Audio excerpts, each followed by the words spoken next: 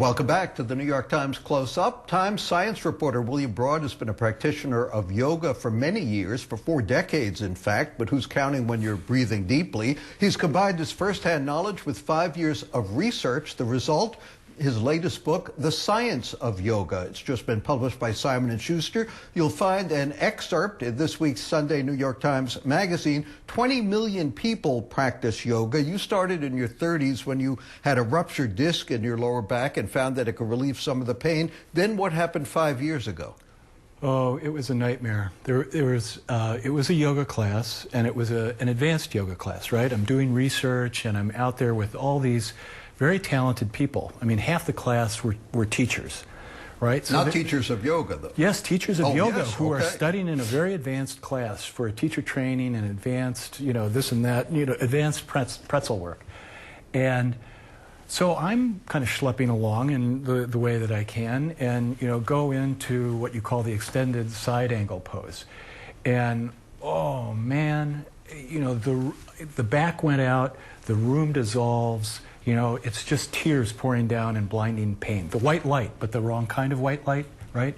So it took weeks, months, really, for the full recovery.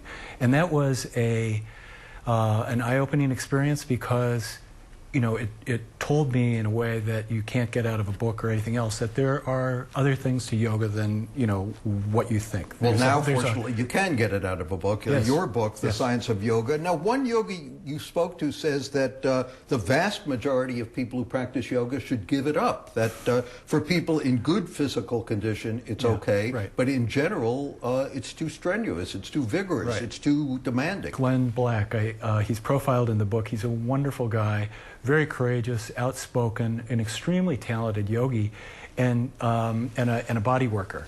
And he sees these people, out at the Omega Institute where he teaches sometimes, and they just get hurt in droves. And they're weekend warriors, right? I mean, they sit on their butts all day long, and then all of a sudden, on a weekend, they're twisting themselves into ever more demanding poses. And oftentimes, the teachers, the people who are pressing the agenda, are not what you'd call excellent, right? They've been in it a little while, they found a career they think they love, and they're going for it. But they don't have the understanding, they can't see exactly when you shouldn't be pressing that hard in that particular direction. I took a class with Glenn. It was amazing to watch him work. He was like a hawk, assessing everybody, right? Should they go that far? And a lot of times, he'd change in midstream. We'd be doing something, and he'd stop and he'd say, change. You're a little too close to the edge. Bill, you say, though, generally, and the way you're practicing yoga now, the benefits do outweigh the risks. Absolutely. And what are the benefits? Oh, they are huge. First and foremost, the number one thing, yoga, if it's nothing else, is an anti-stress pill, right? Like an anti-civilization pill. It will guarantee to unplug you. And when you get into the science, you start to learn a lot about how that works. Now, every time I've tried it, I started giggling or something else. How do you take it seriously? You have to work at it, and you get over that hump, and you start to feel it, right?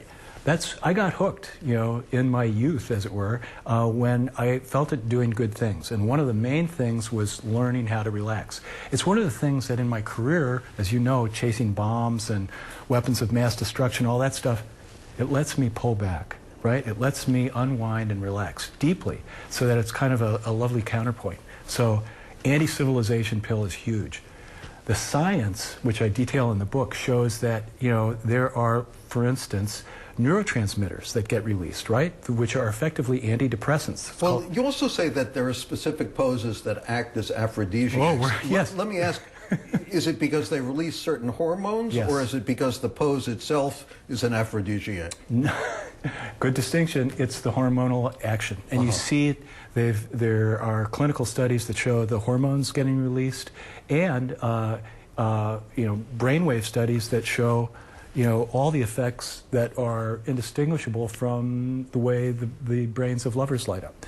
I mean, and there are many different varieties of the sexual stimulation that goes on, but you dig deep and the science shows it's real. It's real, but there also can be weight gain, and there also can be brain damage and strokes. Yes. How do you know when to stop?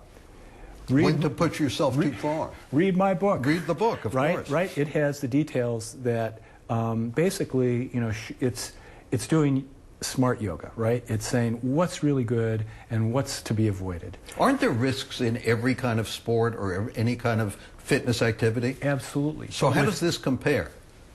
Well, yoga can kill you, right? You get into a shoulder stand and you start developing clots in your arterial, in the vertebral artery here, and then you come up out of that and those clots go into your brain. You can have a stroke. You can die. 5% of the people with these kind of strokes are no longer with us. I'm going to avoid it. Yeah, stay away from the shoulder stand, okay? Other things are fine, right? You want to pick and choose. Yoga on balance is wonderful. Plus, one of the coolest things for me was, you know, having this period of research and discovering that as much as science has learned, there's still all these mysteries. Like one thing yoga does great is slow your metabolism. That's part of the unstressing thing. There's some suggestions that yoga can put humans into hibernating states, you know, deep hibernation, where you are using a tiny, tiny little fraction of your normal metabolic energy. You know, lots of interesting mysteries on the edge. And those are still worth exploring from a scientific standpoint as well. Huge. I think that there will, I hope that there will be centuries of research. I think that's how deep the subject is. Well, you certainly spent 5 years on it and produced a fascinating book. The book is The Science of Yoga by William Broad of the New York Times. You can read an excerpt in this week's Sunday Times Magazine and, of course, online at nytimes.com. The Times Reporters Roundtable convenes right after these messages.